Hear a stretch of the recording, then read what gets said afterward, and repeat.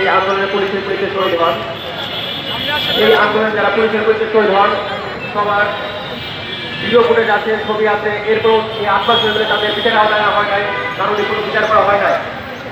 এই শহীদের রক্তের বিনিময়ে এই বাংলা স্বাধীনতা পেল, কিন্তু এইসব শহীদদের কোনো প্রকার রক্তের দাম ছিল না, তাদের হত্যাকাণ্ডের কোনো বিচার করা হলো না।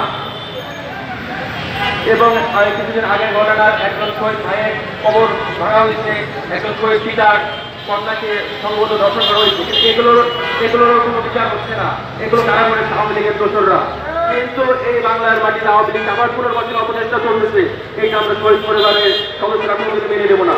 আওয়ামী লীগকে আমরা বেশি দেখতে পাবো যে আওয়ামী লীগকে আর পুনর্বাসনের কোনো সুযোগ দেওয়া হবে না।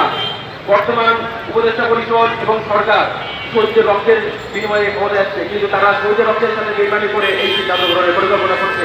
কিন্তু কোনোভাবেই আওয়ামী লীগকে এই বাংলায় আর পুনর্বাসনের পূর্ণ প্রকার সুযোগ শহীদ পরিবারের সদস্যরা দিবে না, দেওয়া হবে না। শহীদের রক্তের বিচার না হওয়া পর্যন্ত তাদের পুনর্বাসনের কোনো প্রশ্নই আসে না। তারা 2000 বাংলার 2000 সন্তানকে শহীদ করেছে, 20,000-এর অধিক আহত হয়েছে। তাদের রক্তের কোনো বিচার না হওয়া পর্যন্ত তাদের পুনর্বাসনের কোনো হবে না। এবং আওয়ামী লীগকে নিষিদ্ধ ঘোষণা করতে হবে, আওয়ামী লীগের ছাত্রলীগকে নিষিদ্ধ ঘোষণা করতে হবে। বাংলার কোনো ঠাই দেওয়া হবে না, তাদের নিষিদ্ধ ঘোষণা করতে হবে এবং শহীদ পরিবারদের নিরাপত্তা নিশ্চিত করতে হবে।